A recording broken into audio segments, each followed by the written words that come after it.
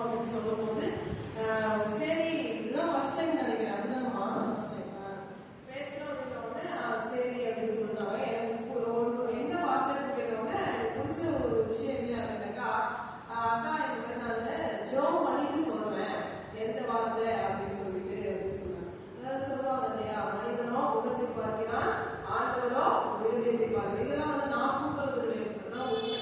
நானா போயிட்டு ஒருத்தவங்க கூப்பிடுறதுலாம் கிடையாது. இதெல்லாம் ஆண்டவருடைய திட்டம். முதல்ல நான் சங்கீதா மிஸ் கேட்டேன், அதுக்கப்புறம் மர்சியை கூட கேட்டேன். அதுவுமே ஆண்டவருடைய திட்டம் தான். மர்சியை கேட்டேன், அதுதான் வாய்ப்பு விட்டுருச்சு. அதுக்கப்புறம் நான் மர்லின் கேட்டேன், அதுக்கப்புறம் இமேஜின் இது ஆண்டவருடைய திட்டம். கடைசி நிமிஷத்துல தான் அது ஒருத்தர் இமேஜின் தான் பேசணும். இமேஜின் பேசணுன்றதுக்காக தான் இன்னொருத்தவங்க ஆண்டவர் வேணாம்னு சொல்லிட்டு இருக்காரு. அதுதான் உண்மை. அப்புறம் இமேஜின் இவங்க எல்லாருமே ஓகே அப்படின்னு சொல்லிட்டாங்க. அது ஆண்டவருக்காக அவர்கள் எடுத்து வைத்திருக்கிற முதல் அடி. ஆண்டவர் உங்களை 99 அடி கூட்டி கொண்டு செல்வார். முதல் உடனே யாருன்னு சொல்றீங்க, கர்த்தர் உங்கள் இருவரையும் ஆசீர்வதிப்பார். ஆண்டவராகிய இயேசு கிறிஸ்துவின் நாமத்தினாலே வாழ்த்துக்களும் சோத்திரத்தையும் தெரிவித்துக் கொள்கிறேன். ஆண்டவராகிய இயேசு கிறிஸ்துவின் சிலுவை பாடுகளை பற்றி தியானித்து வருகிறோம். இப்போது கூட ஒரு சிறிய ஜெபத்தோடு நான் தொடங்குகிறேன். கண்களை மூடி ஜெபிப்போம். ஆண்டவருக்கும் ஆண்டவரே, இந்த கால வேலைக்காக உமக்கு நன்றி தகப்பனே. வாழ்ந்த வேலை கர்த்தாவே, அனைவரையும் கூட்டி வந்ததுக்காக உமக்கு நன்றி. இந்த நோக்கத்துக்காக உங்களுக்காக அந்த நோக்கத்தை நிறைவேற்றி தரப்படுவதற்காக உமக்கு நன்றி அப்பா. அப்பா, இந்த வேலை கர்த்தாவே, இந்த 6ஆம் வார்த்தையை பேச அப்பா என்னை அழைத்ததுக்காக உமக்கு நன்றி தகப்பனே. இந்த இடத்துல மனிதர்கள் அப்பா நாங்கள் பேசுற வார்த்தைகள் அல்லாமல் அப்பா நீங்கள் அப்பா என்ன பேசணும்னு நினைக்கிறீங்களோ அந்த வார்த்தையை நீங்க வெளிப்படுத்தப்படுவதற்காக உமக்கு நன்றி தகப்பனே. நீங்க கூட இருந்து வழிநடத்தப்படுவதற்காக உமக்கு நன்றி. இயேசுவின் மூலம் ஜெபிக்கிறோம் நல்ல பிதாவே, ஆமென். இப்பொழுது கூட நான் 6ஆம் வார்த்தையை தொடங்கி இருக்கிறோம். ஒரு வசனத்தை வாசிக்கிறேன். யோவான் 19ஆம் அதிகாரம் 30ஆம் வசனத்தை வாசிக்கும் போது, இயேசு காடியை வாங்கிய பின்பு முடிந்தது என்று சொல்லி தலையை சாய்த்து ஆவியை ஒப்புக் கொடுத்தார். இந்த இடத்துல ஆண்டவராகிய இயேசு கிறிஸ்து சிலுவையில் அறையப்பட்ட பின்பு 6ஆம் வார்த்தையாக முடிந்தது அப்படின்னு சொன்னார்.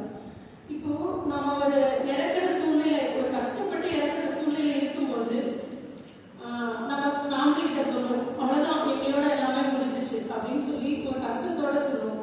ஆனா இந்த இடத்துல நம்ம பார்க்கும்போது ஆண்டவராகிய இயேசு கிறிஸ்து கஷ்டமாகவோ துயரமாகவோ இந்த இடத்துல அந்த வார்த்தையை சொல்லல. அவர் ஜெயம் கொண்ட வார்த்தையாக முடிந்தது அப்படின்னு சொல்லி அவர் ஆவியை ஒப்புக் கொடுத்தார். இப்போ இங்கிலீஷ்ல பார்க்கும்போது இட் ஹாஸ் பீன் ஃபினிஷ்ட் அப்படின்னு சொல்லலாம். கிரேக்க மொழியில பார்க்கும்போது டெட்டலஸ்டாய் அப்படின்னு சொல்றாங்க. டெட்டலஸ்டாய் அப்படின்னா என்ன அப்படின்னு பார்க்கும்போது, ஒரு வேலைக்காரன் எஜமான் கொடுக்குற வேலையை முழுவதுமாக முடித்த பின்பு போய் சொல்ற வார்த்தை டெட்டலஸ்டாய் அப்படின்னு சொல்லுவாங்க. ஒரு வேலைக்காரன் முழுவதுமாக ஒரு வேலையை முடித்த பின்பு சொல்ற வார்த்தை தான் டெட்டலஸ்டாய். இந்த முடிந்தது அப்படின்றத பைபிள்ல 3 விதமா பார்க்கலாம், 3 டிவிஷனலா பார்க்கணும். அதுல நான் வசனம் ஒன்று சொல்லி நான் சொல்றேன். யோவான் 4ஆம் அதிகாரம் 34ஆம் வசனத்துல பார்க்கும்போது, பிதாவின் சித்தத்தை முடித்தார். பிதா எந்த நோக்கத்திற்காக ஆண்டவரை இந்த பூமிக்கு அனுப்பினாரோ அந்த சித்தத்தை நிறைவேற்றி முடித்தார் அப்படின்னு முதலாவது பார்க்கணும். 2வது பார்க்கும்போது யோவான் 1:29ஆம் அதிகாரத்துல பார்க்கும்போது, பாவத்தை சுமந்து முடித்தார். யாரோட பாவத்தை சுமந்து முடித்தார் அப்படின்னு நம்ம பார்த்தா, அவர் எந்த பாவத்தையும் அறியாத தெய்வமாய் இருக்கிறார். நம்மளோட பாவத்திற்காக, நம்மளோட மீறலுக்காக அவர் சிலுவை சுமந்து நம்மளோட பாவத்தை சுமந்து தீர்த்தார். 3வது பார்க்கும்போது 1 யோவான் 3:8 பார்க்கும்போது, பிசாசை ஜெயித்து முடித்தார்.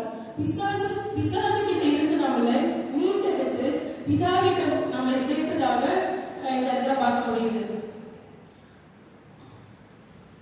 ஒரு வசனத்தை கூட வாசிப்போம். லூக்கா 24ஆம் அதிகாரம் 44ஆம் வசனம். தரத்தில் வாசிப்போம். லூக்கா 24ஆம் அதிகாரம் 44ஆம் வசனம்.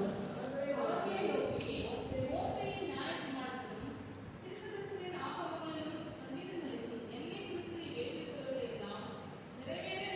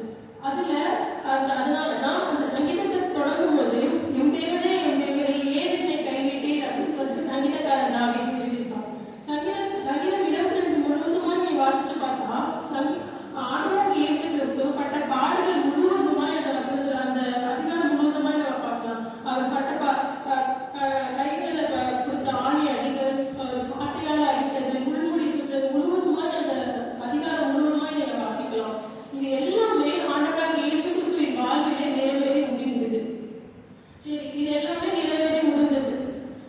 எல்லாமே நிறைவேறி முடிச்சிட்டாங்க. அதனால முடிஞ்சுட்டாங்கன்னு சொன்னாங்க. இதெல்லாம் எதுக்காக அவங்க நிறைவேற்றணும் அப்படின்னு நம்ம பார்க்கலாம்.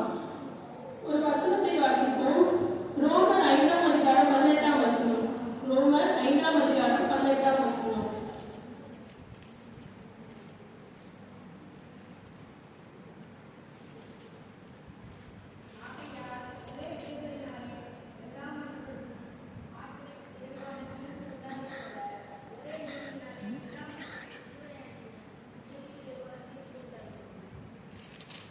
இந்த வசனத்தை வாசிக்கும் போது எதற்காக அவர் வந்து இந்த பூமிக்கு வந்து இவ்வளவு பாடுகள் படணும்?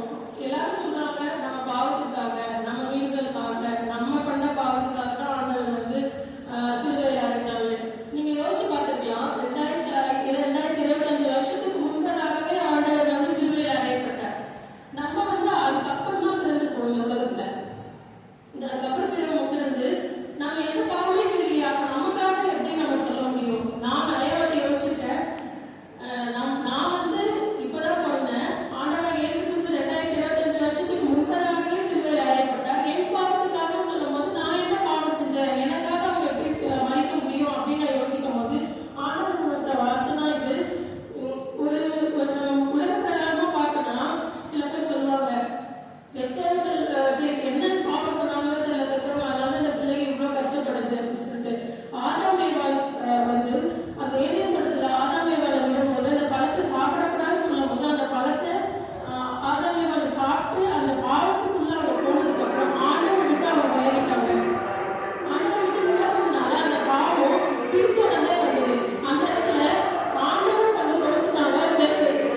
சாத்தா வந்து பேச்சு எல்லா மக்களும் அவர் வந்து அந்த பக்கத்துல இருக்கும்போது ஆண்டவர் வந்து அந்த பாவத்துல இருந்து நம்மளை மீட்பதற்காக அவர் இந்த பூமிக்கு வந்தார். இப்ப கூட யோசிக்கலாம், ஏன் அப்ப ஆதாம் தான் அந்த தப்பு பண்ணார்? ஆதாம் வந்து மன்னிக்கலாமே, இதுக்கு ஆண்டவராக இயேசு கிறிஸ்து இந்த பூமிக்கு வந்து மன்னிக்கணும். ஆண்டவர் உருவாக்குன மனிதன் தான் ஆதாம்.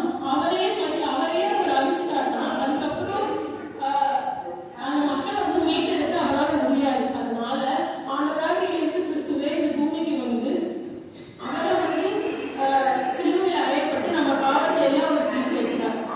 இப்போ கூட ஏன் மறித்தாலும் வந்து நமக்கு அது வந்து விடுதலை வருமா, பாவத்துல வந்து விடுதலை வருமா அப்படின்னு யோசிக்கும் போது ரோமர் 6ஆம் அதிகாரம் 23ஆம் வசனத்தை வாசிக்கும் போது பாவத்தின் சம்பளம் மரணம். எந்த ஒரு பாவத்திற்கும் மரணம் தான் அதோட சம்பளம். மறித்தாதான் அந்த பாவத்திற்கு அதுல இருந்து ஒரு விடுதலை அப்படின்னு சொல்லி அதை சொல்லியிருக்காங்க. எபிரேயர் 9ஆம் அதிகாரம் 22ஆம் வசனத்துல பார்க்கும்போது ரத்த சாட்சி இல்லாமல் மன்னிப்பு கிடையாது. அப்போ அந்த ஓல்ட் டெஸ்டமெண்ட்ஸ்ல படிக்கும் போது ஆட்டுக்குட்டிய பலி செலுத்துறது, எல்லாத்துக்கும் ஒரு பாவம் செஞ்சா ஒரு ஆட்டுக்கு பலி செலுத்தினா அந்த பாவம் அதுல இருந்து மீண்டும் அப்படின்னு சொல்ற மாதிரி அப்ப நடந்துச்சு. ஒரு ரத்த சாட்சி இல்லாம அவங்களுக்கு ஒரு மன்னிப்பு இல்லை. அப்போ அதனாலதான் ஆண்டவர் இயேசு கிறிஸ்து இந்த பூமிக்கு வந்து அவரோட ரத்த சாட்சியாக இருந்தார் அப்படின்னு நம்ம பார்க்கிறோம்.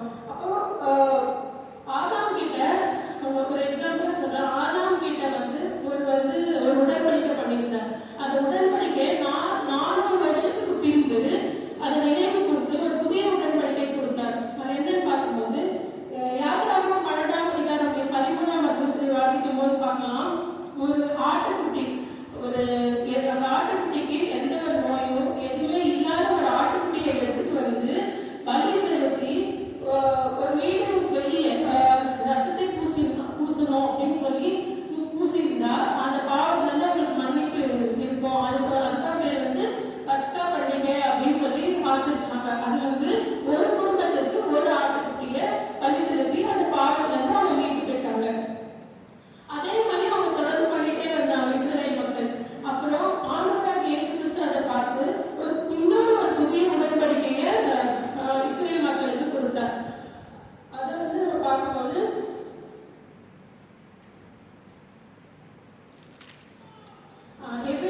எபிரேயர் 31ஆம் அதிகாரம் 31ஆம் வசனத்துல வாசிக்கும் போது பார்க்கலாம். ஒரு குடும்பத்திற்கு ஒரு ஆட்டுக்குட்டி, ஒரு குடும்பத்துக்கு ஒரு ஆட்டுக்குட்டின்னு சொல்லியிருந்தாங்க. நெக்ஸ்ட் என்ன சொல்லியிருந்தாங்கன்னா ஒரு தேசத்துக்கு ஒரு ஆட்டுக்குட்டியை பலி செலுத்தணும். அது பேர் வந்து பாவ நிவாரண பலி அப்படின்னு சொல்லி அந்த உடன்படிக்கையை ஆண்டவர் வந்து பண்ணியிருந்தார். ஒரு புதிய ஆடை கொண்டு வரணும். அந்த ஆட்டுக்குட்டிக்கு எந்த நோயோ எந்த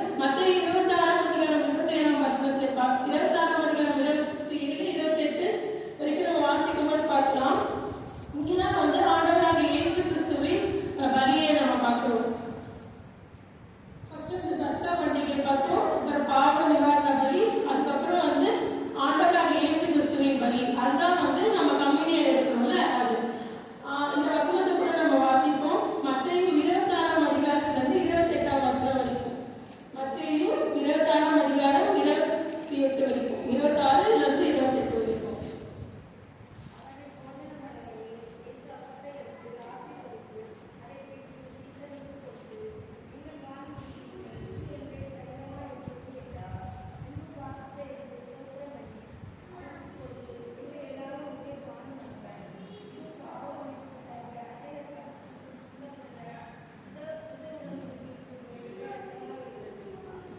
இந்த இடத்துல நம்ம பார்க்கும்போது நாம எடுக்கிற கம்யூனியன் பத்தி தான் ஆண்டவராகிய இயேசு கிறிஸ்து சொல்லியிருக்கார். நம்ம கம்யூனியன் எடுக்கிறது வந்து ஏதோ ஒரு நினைவுபூர்வமா எடுக்கிறோம் அப்படின்னா, சிலுவையின் பாடுகளை நினைவுபூர்வமா அவரோட சரீரத்தை வந்து அப்பமாய் நினைக்கும், அவரோட ரத்தத்தை வந்து திராட்சரசமா எடுத்து நம்ம அதை பானம் பண்ணும்போது நம்மளோட பாவம் எல்லாம் தீர்ந்தது அப்படின்ற ஒரு நம்பிக்கையில தான் நம்ம வந்து ஆண்டவராகிய இயேசு கிறிஸ்து இதை சொல்லி கொடுத்துருந்த போனதை நம்ம வந்து பின்தொடர்ந்து வந்துட்டு இருக்கோம். இந்த இடத்துல நம்ம பார்க்கும்போது எவ்வளோ பாடுகள், எவ்வளோ கஷ்டங்கள், எல்லாவற்றையும் நம்மளுக்காக நிறைவேற்ற தேவனுக்காக நம்ம என்ன பண்ணோம் அப்படின்னா ஒண்ணுமே பண்ணல.